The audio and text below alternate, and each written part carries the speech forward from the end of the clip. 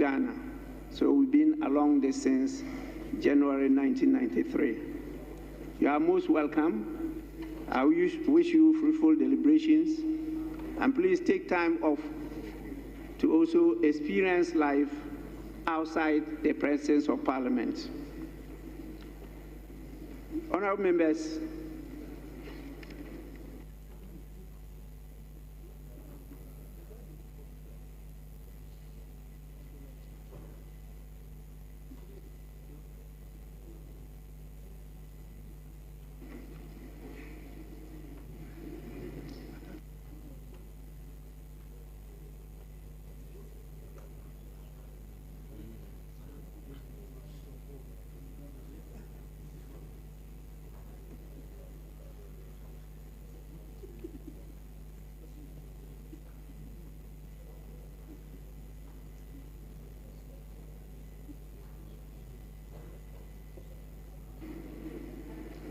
honourable members, as I stated earlier on, they are to be with us for 1 week.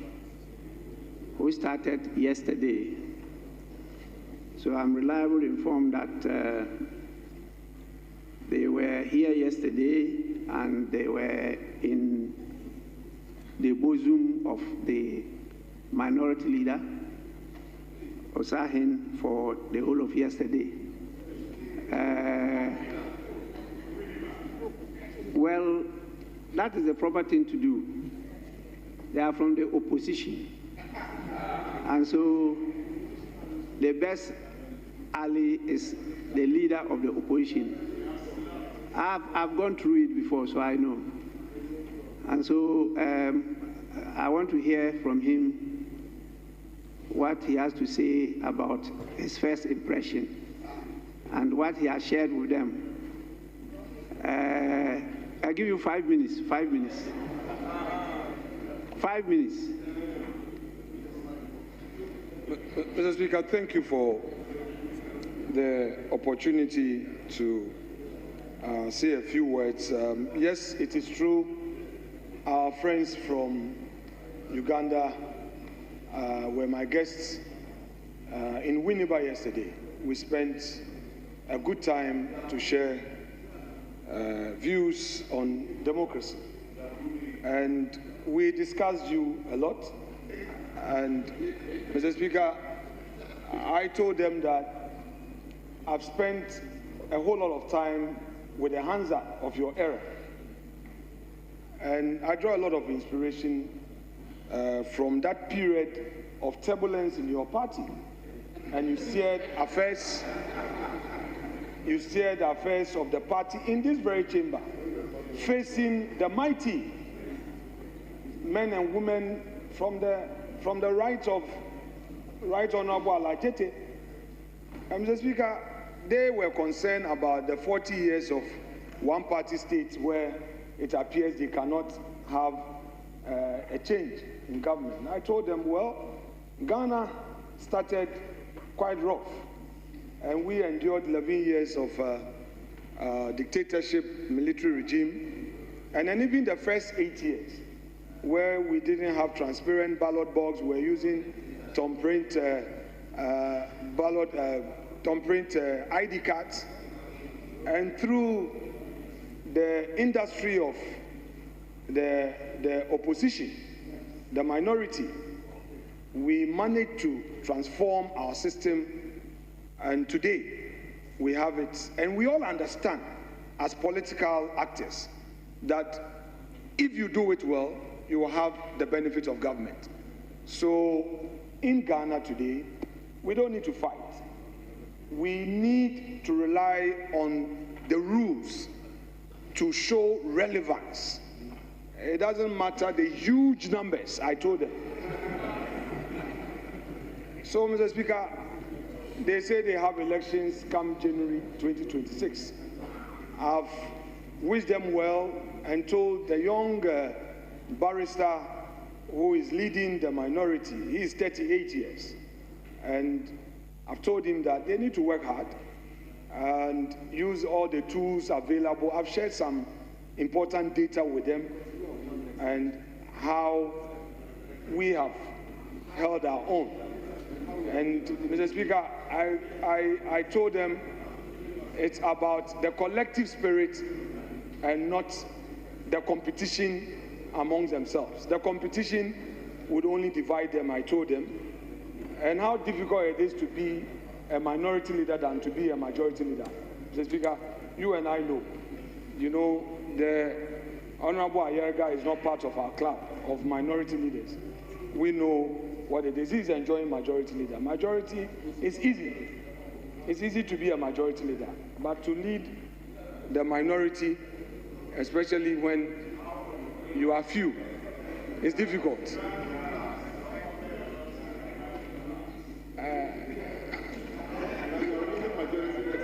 But Mr. Speaker, without more,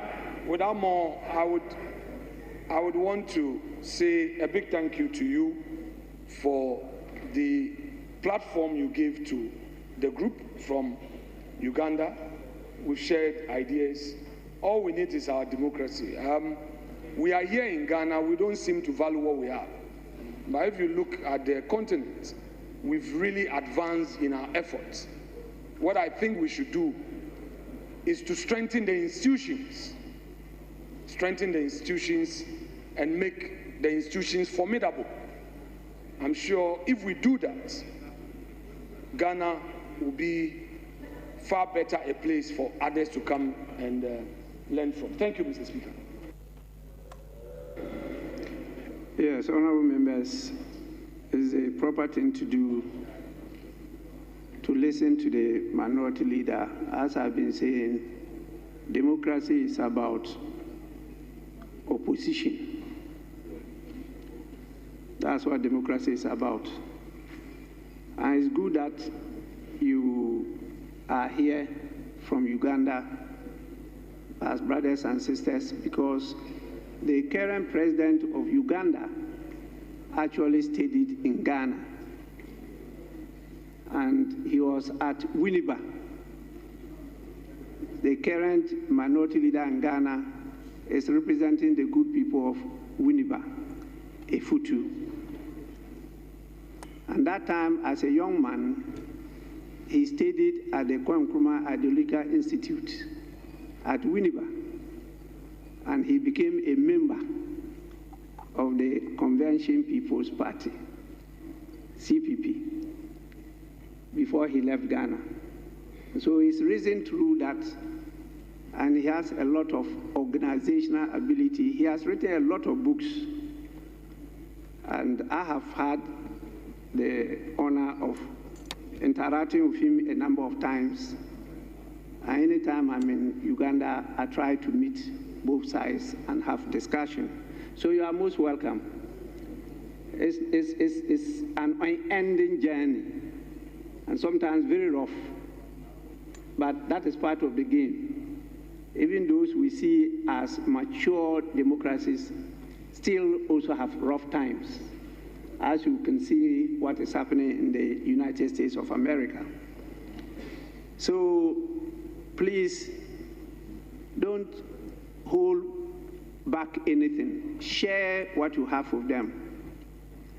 We are not in an island, we are in a continent, and what happens in Ghana affects Uganda, and what happens in Uganda affects Ghana, and so we are working together. But let it be known that the Honorable Majority Leader has been a pillar since 2005 when he entered this parliament. He was one of my chairmen when I was a minority leader. No, he was a ranking member to the Committee on Constitutional, Legal and Parliamentary Affairs. And I had known him since he was a student at the Ghana Law School. So he has a lot of experience in parliamentary practice.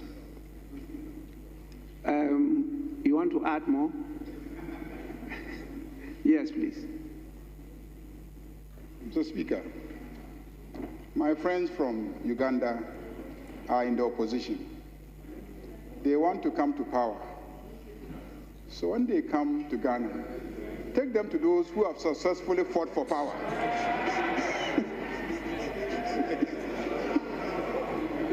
You should refer them to those who have successfully fought and attained power, so that we can teach them how to do it. Not those who left power. Not those who have lost power.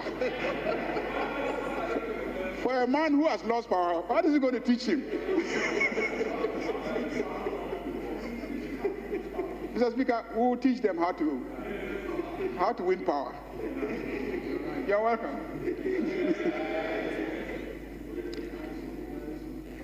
I was invited as a resource person to Nigeria when the then ruling party lost power. And they wanted to learn from me how to live in opposition. That was the question they put to me, how to live in opposition. And I reminded them that in 2003, when I attended a conference there and introduced myself as the opposition leader, after the conference, a number of them came to me and said, "So you are a member of Rawlings Party?" I said, "Yes." They said, "So you people stood there and the opposition took power away from you?" I said, "We did all we could. But you know, one thing that is permanent in life is change." So what? So you sat there and they took it from you? It will never happen in Nigeria. I said, "We didn't sit, we were standing." But we lost. And so when they lost the power and invited me to come and share how to live in opposition, I shared with them. In fact, I used to move with the Speaker and the Majority Leader. We're moving as a team representing Ghana. And they asked me whether I was really opposing them. And I told them yes. They said, "How can you be in bed with them and you say you are opposing them?" So when we won the election in 2008, I was there. They said, "So you were really opposing them?" To be able to oppose somebody very well, you must know the person. And so, MPP, I know you very well. I studied you from the time you were in your mother's womb up to date. So it's good that they started from the minority, but they'll definitely get in touch with you so that they can learn from you to how you manage to transit from opposition and now you are in government and a very huge majority in the House, very, very huge. And so, as one presidential candidate used to say, it is possible. Honorable members, I want to thank the House for appreciating the achievement of the delegation at the Interparliamentary Union. Really, our Parliament is highly respected. It's not just the individual, but the Parliament of Ghana. We have made a lot of headlines. We've achieved a lot, and we continue to work together to achieve more. And so the delegation was made out of both sides of the House. We worked together and got the positions that they mentioned. Honorable Comfort Doyo is actually a young MP because when I met her, she was a woman organizer. And I encouraged her to contest to come to Parliament. I was able to inspire her. She contested, and since she entered Parliament, nobody has been able to beat her at her constituency. So to me, she's really a young MP, even though she's now a fourth timer, going to 16 years. So what she did was to present herself a number of them looking at her doubted her age. And so they shouted, "You are the young MP." And she said, "Yes, I'm the young MP," but she managed to hold on to the position. And then we had to cross-check because the rules say that the MP should be less than 40 years in age, not parliamentary experience, age. And so that disqualified a lot of our women because a lot more of them are above 40 years. But we had a few that are 40 years. And I use the usual fairness in deciding, which was accepted by the delegation, that we should give it to the young lady because the others are in other groups. They are in other delegations. That is how come I zoned on the lady from Sechere Afram Plains, Mrs. Afra Nasira Jeke. Or is it Jechi? Was it Jechi? Yeah, Jechi. Yes. So she is the one going to represent the Young Parliamentarians Forum. And please, the young parliamentarians had opted for another person. But I drew their attention to the fact that that person is already in another parliamentary delegation. And so it's fair to share, not to have one person having 2, 3 delegations, whilst others have none. So that is the fairness I applied. Sometimes some people are not happy about it. But so far as I'm alive here, that is what will continue. Honorable members, with regard to the bill, as you know, the 8th Parliament is history. So are all the businesses that were pending in the 8th Parliament. They all ended with the 8th Parliament. And so we have a new Parliament, the 9th Parliament. And therefore, what was pending there came to an end and had to be reintroduced. And so it was reintroduced. In spite of the challenges I had with the former president, it was actually transmitted to the former president. They wrote to tell us that they will not assent to it. The only constitutional error they committed was they didn't give us the reasons why they will not assent to it. And they did not also transmit the bill back to us. They imprisoned it there. And so we didn't get the bill back. So the 9th Parliament, on resumption, took back the bill, and as you recall, that's a private member's bill. And so members of this House took it up. They've gone through the whole process as detailed out in our standing orders. But as it went through the process, the new government indicated that they wanted to take it as a public bill. I personally disagreed. I made it known to His Excellency the President that this is an initiative of our people, the traditional leaders, the religious leaders, civil society leaders. Ghanaians wanted this bill passed through private members' bill. And so be it. We'll process it as private members' bill. Now, the processes had finished, and as you know, it has to come back to the Speaker.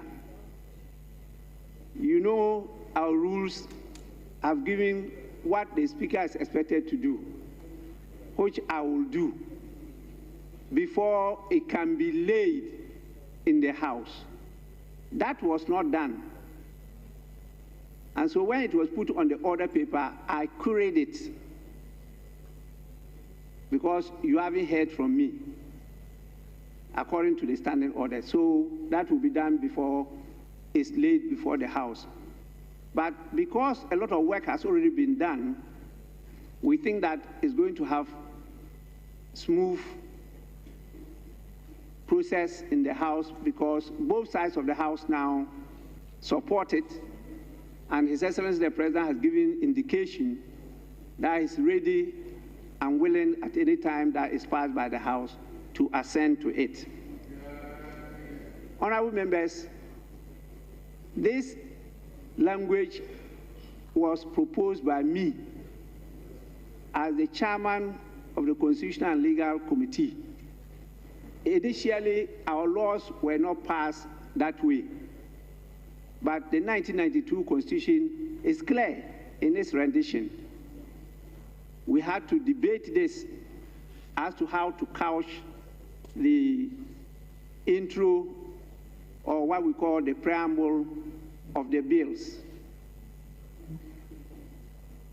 The preamble of the bills, which legally is termed the enacting formula of bills.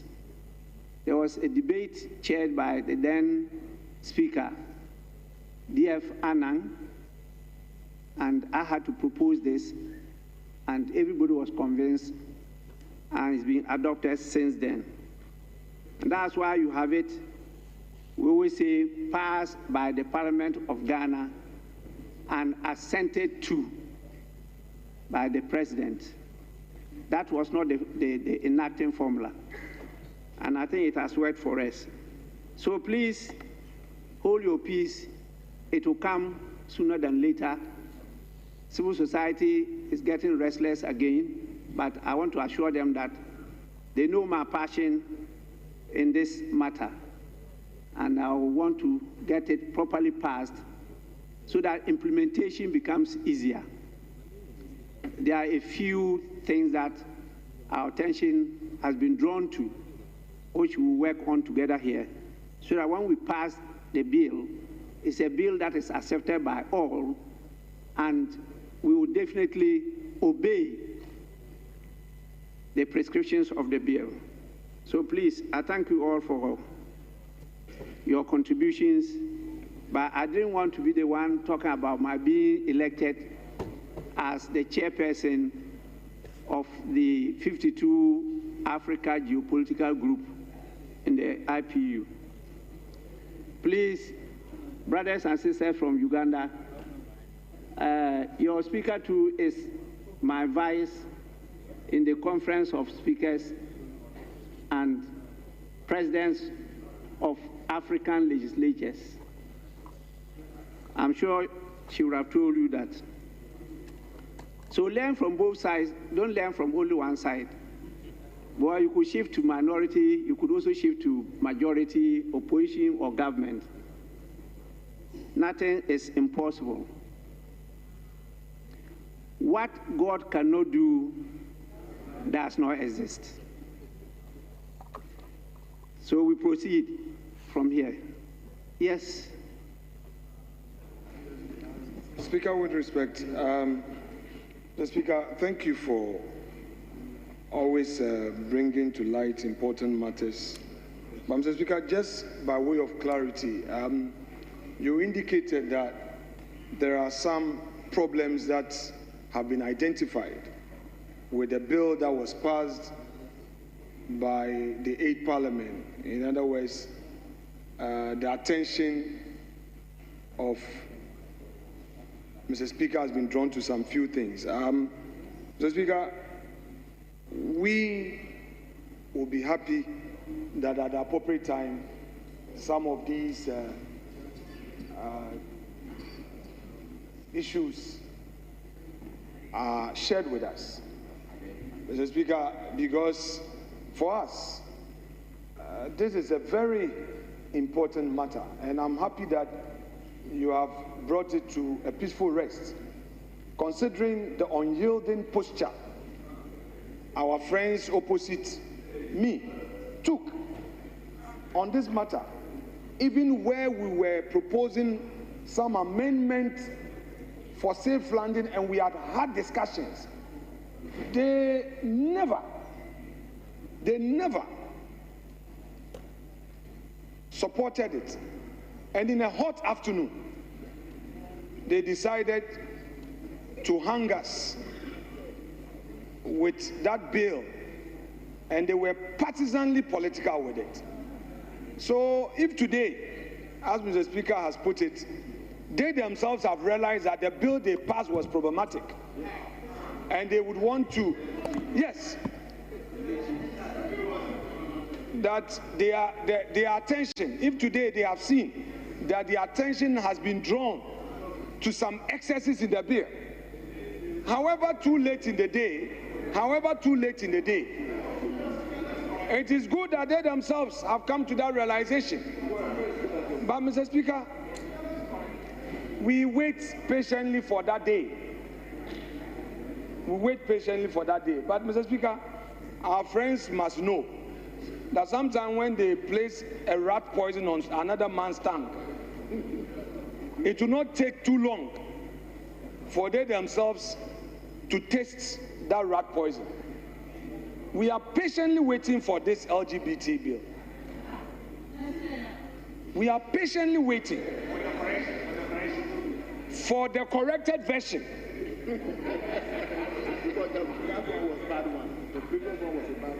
Mr. Speaker, I speak no more. Honorable Minority Leader, don't read different meaning into what I said. Just wait. You know, Mr. Speaker is very open. So whatever it is, I'll let you know. But there's no corrected version or this and that. No. It may be an improvement, but that doesn't mean a corrected version.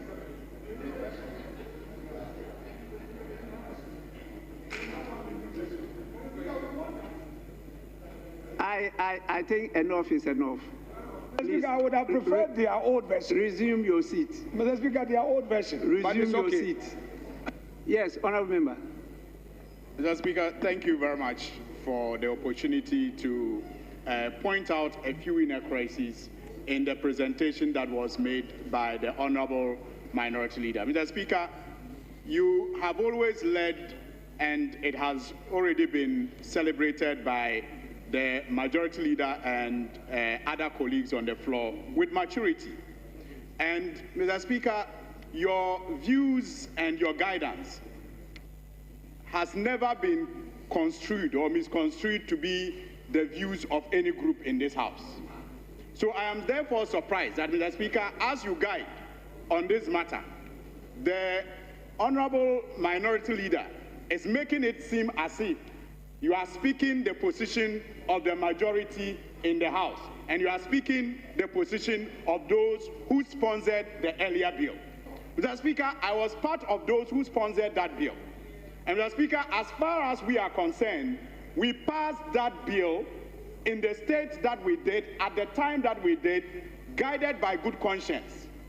And we were hopeful that the then president would have signed it. Mr. Speaker, I will not go over the issues that happened then. But if it has become necessary for this House to reconsider it, I take solace in the assurance of the Majority Leader that we stand in readiness to support the process of enacting a law that will make the practice intolerable and unacceptable in this House. And we are not shaking from that responsibility. We are not moving from that position that we took earlier. If they have changed their position, I would have wished that they would do so with their former president. But even if they are unable to, we welcome them on board, because this is a cause for Ghana. I thank you, Mr. Speaker. Honourable members, I'm happy that our brothers from Uganda are here, because they are ahead of us already on this matter. And so they will share with you their experiences too. They have already passed an act on it. They are implementing it. They've hosted twice 2 conferences on this subject matter. And they are calling on other countries, particularly Ghana, to host the next conference. And so they will share their experiences with you and maybe convince you to host it for other African countries to emulate the good examples that we are setting. Yes, Honorable Member. Thank you very much, Right Honourable Speaker. Mr. Speaker, I just want to respectfully observe that I listened to you very carefully when you were giving the guidance. Mr. Speaker, because the matter that was dealt with in this House in your absence, which the majority leader invited you to clarify, was a matter of great concern to me. Mr. Speaker, and I was very eager to pick your direction and guidance on the matter. Mr. Speaker, you resolved 2 matters, as I understood it. The first one, Mr. Speaker, you resolved the matter of whether or not the bill is pending, which therefore can be assented to by the President. And Mr. Speaker, you gave the direction that the 8th Parliament dissolve with all its uncompleted acts. And therefore, the bill which was passed in this House died with the 8th Parliament, no longer exists. Mr. Speaker, quite clearly, that position is in consonance with the position taken by the minority leader and this side of the House. And with the greatest respect to the majority leader, I'm sure the majority leader himself will concede that the position he articulated or submitted in respect of that particular matter is at variance with the guidance the Speaker rightly gave. Then the second one, Mr. Speaker, which is what the Honorable Suini spoke to. Mr. Speaker, you said there have been certain proposals to make the bill better, and which is what the minority leader pointed out, that if you have realized that the bill that was passed by the 8th Parliament was not fit for purpose, and therefore, Mr. Speaker, and therefore, you have found it necessary. Mr. Speaker did not give specifics as to what are the specific proposals or variations to make the bill better. But the point the minority leader made is that there seems to be a certain concession that the bill that was passed by the 8th Parliament was not fit for purpose, and therefore it has been revised for this 9th Parliament to consider it. Mr. Speaker, it will be very interesting for us to find out what are the specific areas which have been revised. Because, for example, Mr. Speaker, one of the contentious issues which came up in respect of that particular bill was the issue of human rights. Let me conclude. Honourable Member, we are not debating the bill. Now you are going into contents. You are now not talking referring to what I said or what he said, but you are not going into contents. But we are not discussing or debating any provision of the bill. And you still don't know what I meant by the statements. So please, I assure you that when we get there, being an open speaker, I will let you know what it is. Mr. Speaker, I'm guided. But let me just conclude, Speaker, by saying that let them bring the bill as it was and as was passed by the 8th Parliament in the same form and shape. Don't change it. Mr. Speaker, don't water it down. What the Ghanaian people want is to have a law which promotes good sexual conduct in Ghana and which prevents LGBTQ. Don't go and change the 8th Parliament bill. Don't go and water it down. Don't go and revise it and bring it to the 9th Parliament and have the President assent to it, assent to a bill which is not fit for purpose. We want the 8th Parliament bill for the 9th Parliament to consider. Verbatim, don't change it. That's the point. I thank you, Mr. Speaker. Please. Honourable member, what we are talking about is not a bill coming from the majority side. What we are talking about is a private member's bill co-sponsored by both sides of the House. Even in the 8th Parliament, it was co-sponsored by both sides of the House. It was not from one side. It is still the same co-sponsorship of both sides of the House. You have not seen the contents, and that's why I said you hold your peace. When we get there, you get to know what I refer to. Please, but I know that this is the highest political or partisan platform of any democratic country. And so you can keep on chipping at it with your political game. But the truth will remain the truth. Nothing can happen to it. So please wait until I inform you about the situation, then we can take it on and debate. Majority Leader, may we move on to urgent questions? Mr. Speaker, I do agree, but I was hoping that the same minister could lay his papers before answering the questions. So if you indulge me, Mr. Speaker, if we could vary the order of business to take item 10, and then we now take the questions. The paper is to be laid by the same minister, so he will just bow to the laying and then start answering the questions. Yes, minority bench. Mr. Speaker, we don't have any difficulty in that.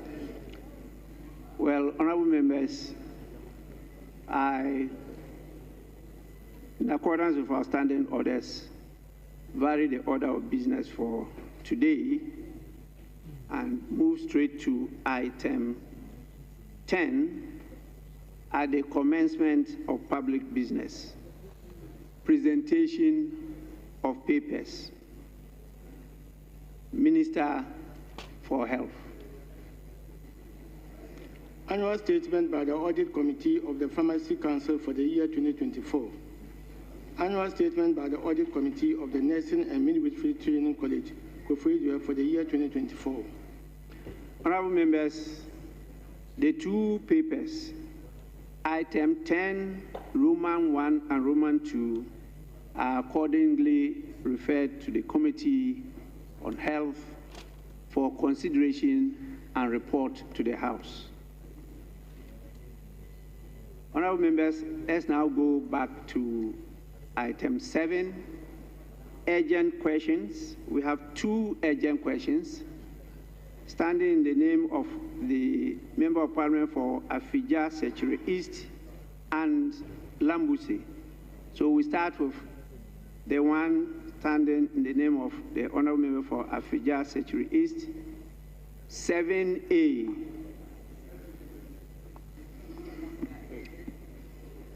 Honorable Member for Afija, Sechere East.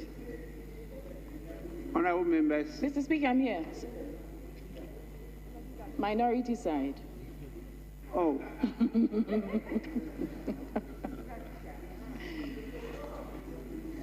Thank you, Mr. Speaker.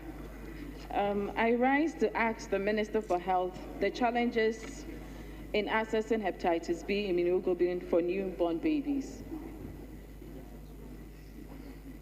Sorry, Minister, you have to accordingly change your sitting place and take the proper chair.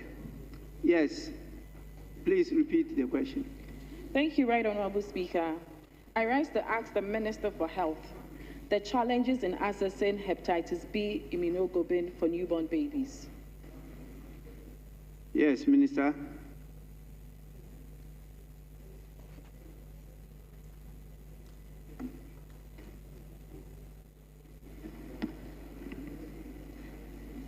Mr. Speaker, I'm grateful for the opportunity. Hepatitis B immunoglobulin is a critical life-saving intervention administered to newborns within the first 12 hours of birth to prevent mother-to-child transmission of the hepatitis B virus in cases where the mother is known to be hepatitis B positive and has a high risk of passing the infection to the infant. The immunoglobulin provides immediate passive immunity, while the newborn also receives the hepatitis B vaccine series, including the birth dose. Combining HBIG with a birth dose of hepatitis B vaccine gives the best protection for high-risk infants. Despite its importance, there are significant gaps in access to HBIG for newborns as outlined below. 1. Non-inclusion in the National Health Insurance Authority reimbursement list. HBIG is currently not listed among the reimbursable medicines under the National Health Insurance Scheme, limiting its accessibility at the point of care. Limited availability. The product is typically sourced from the open market, while a few regional hospitals maintain limited stocks. Most district-level facilities do not stock HBIG at all. Scarcity of vendors. On the open market, only a limited number of vendors supply HBIG, further constraining availability.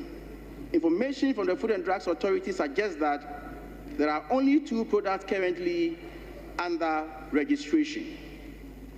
High cost and payment terms. HBIG is relatively expensive and is sold strictly on a cash and carry basis, exacerbating access challenges for low-income families. 5.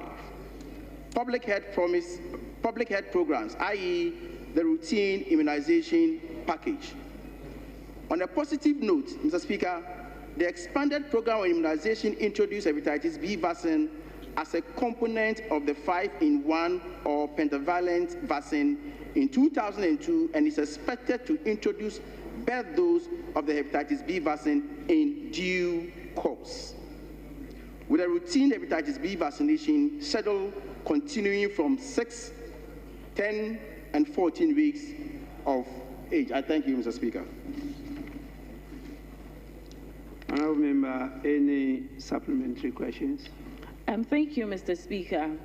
Mr. Speaker, I asked this question because on my routine visit to my constituency, I had a conversation with one of the medical doctors in my constituency, and he informed me that majority of the mothers who happen to have hepatitis B go home without giving their kids this vaccination because they cannot afford it. And the frightening aspect about this is that he mentions that the lifespan for such a child is 25 years. I wanted to find out from the minister if that is the case, and what is the ministry doing about it? Thank you. Yes, Minister. Thank you, Mr. Speaker. As I indicated in my response, I agree that it's very expensive in the market, but I can assure you that government is going to include it in the routine or the traditional immunization very soon, very, very soon, maybe first quarter of next year.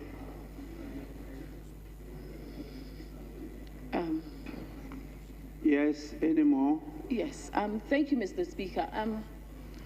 Honourable Minister, I think you do not, I don't know if you understand how this is administered. It's supposed to be given within the first 24 hours of birth. But when you say routine, so then that means the child will be a carrier. So when you say routine, that is a few months after that. But within 24 hours, if the child is not given that vaccine, the child will carry that disease for the rest of their lives. Yes, clarification, Minister. Mr. Speaker, what I'm promising you is that we are rolling that aspect on to the routine immunization. And so when we start, from that point, it's going to be part of the routine immunization. I hope you are clear now.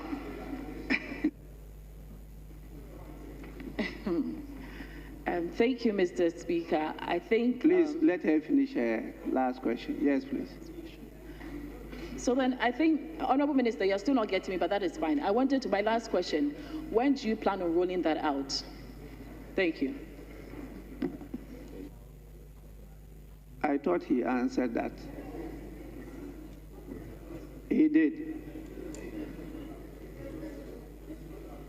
Yes, Honourable Member. Thank you very much, Mr. Speaker. Mr. Speaker, the minister's answer to the question raised by the honorable member suggests that the cost of this immunization for hepatitis B is expensive, and that due to the cost requirement, most parents are not able to offer that. He again states in his response that government intends to include it in the routine immunization. And he goes further to give us timeline, that first quarter of next year. Mr. Speaker, the question I want to find out from the minister, what has been the analysis of the cost and how will it impact on the health insurance, considering the fact that we are still facing problems with the funding for health insurance, Mr. Speaker? Thank you very much. Honourable members, let me just read a communication from His Excellency the President, dated 24th October 2025. Right Honourable Speaker, absence from Ghana. In accordance with Article 59 of the 1992 Constitution of the Republic of Ghana, I write to formally notify you of my intention to travel outside the country for an official working visit to Bamako, Mali, on Monday, 27th October 2025, and return same day. That was yesterday. Additionally, I'll leave the country on Tuesday, 28th October 2025 for Paris, France, to participate in the 8th edition of the Paris Peace Forum, scheduled to take place from 29th to 30th October 2025.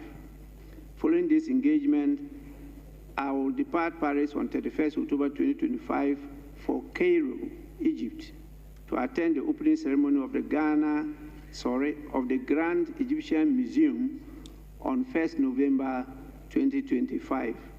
I plan to return to Ghana on 1st November 2025. In my absence, the Vice President, Professor Nana Jane Opoku-Agyeman, shall perform my duties in accordance with Article 68 of the Constitution. Signed, John Dramani Mahama. Honourable members, the second Deputy Speaker to take the chair. Yes, Minister, I'm sure you heard the member loud and clear. Mr. Speaker, since the honourable member is veering into figures, I do not have the figures available at the moment, and he may fire the appropriate,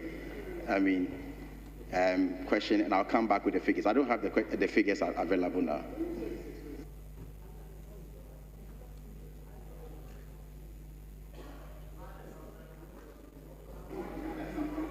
Actually, he didn't say the cost. He said what goes into the cost. So we're looking for the ingredients, the various things that go into the cost. But if it's just how much does it cost, that is specific, then you can give that. But if you say what goes into it, it means you have to analyze and see the elements that come together to make the drug cost that much. I hope I got you clear. Mr. Speaker, my question was in two phases. The first part of it was... No. The first part of the question... The first part of the question was very clear as to the cost. And the second part was to the analysis of the cost in respect of the health insurance. So that is the second part. So if the minister is telling that he doesn't have the figures and he will provide this house with the figures, it's a very valid answer. But if you say that question will have to come by way of substantive question, I beg to disagree, because it is directly flowing from the answer he gave to the honourable member, Honourable Mavis. So, Mr. Speaker, is it the response?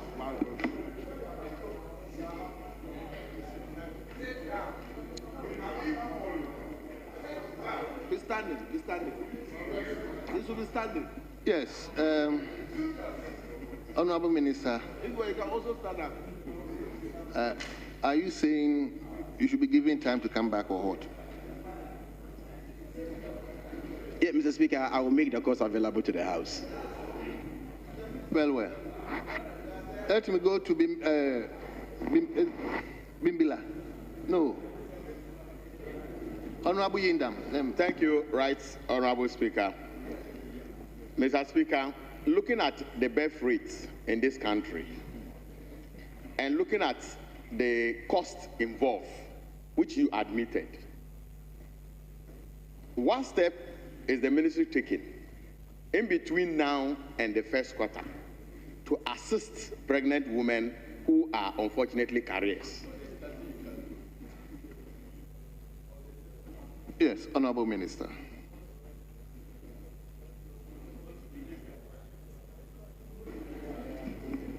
Thank you, Mr. Speaker. Mr. Speaker, immunization is a structured program under the ministry. And so we have a program for it. It was not part, and as I speak tonight, it is even not part of our immunization program, but as part of the free primary health care we intend to roll out, we are bringing that on board. So for now, we don't have any ad hoc measure to deal with it. We are taking our time and we want to put it as part of the traditional immunization. So for now, we don't have any program for it for now. We are waiting for the substantive program we have planned. Well. Yes, Honorable Isaac Boama. I'll give you just a very short and simple one. Mr. Speaker, I think the question as asked the minister is key because of the consequences of lack of immunization in that regard. And given the response of the minister to the effect that the consideration for national attention would be done by the end of the first quarter 2026, I want to ask the Honorable Minister, if you look at the data, if you have data now on where it is endemic, I think there should be a structured approach to see how best you would resolve or make special finance. You've come to this house with special budget to deal with emergency situations. So I want the Honorable Minister to tell this house what special arrangements he has put in place from his budget. If really he has received releases from the Minister of Finance, and then make provision for the endemic places to be treated as a state of emergency. Thank you very much, Mr. Speaker. Yes, Honorable Minister. Thank you, Mr. Speaker. Mr. Speaker, I repeat, the ministry has a program for bringing on board the hepatitis B birth dose.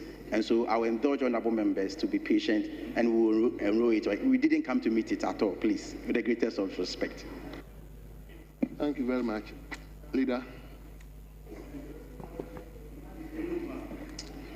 Mr. Speaker, according to the minister, government will soon introduce immunization to save lives.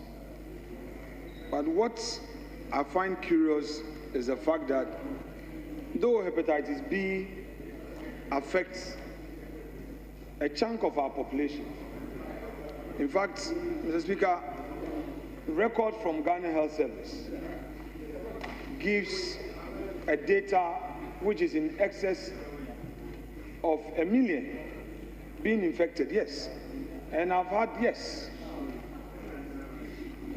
I made a statement on this on the House floor. They estimate almost 10% of our population infected by hepatitis B. What is quite curious is the fact that the HIV AIDS, we have this antiretroviral, and that is for free. May I know from the minister, in view of the effort being made for the immunization to be free very soon, are there plans by the ministry to also add hepatitis B treatment to the category of HIV AIDS? Because, Mr. Speaker, they all depend on the antiretroviral for treatment. And one effect of this hepatitis B is that it leads to liver cancer. And the deterioration is faster than the most feared HIV/AIDS. All over, people are suffering. And it's not only through sex that people get infected. Even sweat alone, the food. Yes, food, drink is there. Body contact alone can cause the infection. So, Mr. Speaker, can the minister make that disclosure if there is any such plan? Yes, Minister.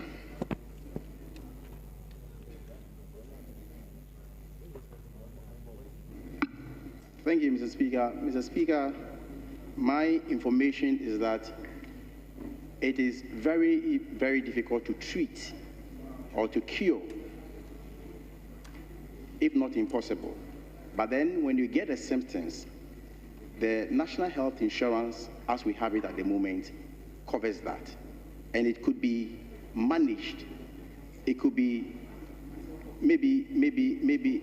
That is why I'm saying that it is not curable. It's not, its treatment is very difficult as we stand now. And so, Mr. Speaker, having it as symptoms could be considered under the National Health Insurance as we have it at the moment. Yes, so when you have, every disease and its symptoms, you understand. And so, for example, if you go to the hospital and you have headache, and they try to manage the situation. And those situations are under the National Health Insurance as we have it at the moment. But to say we are treating or curing the hepatitis B on the National Health Insurance, that maybe I will have to recheck. Speaker, with respect, I need to.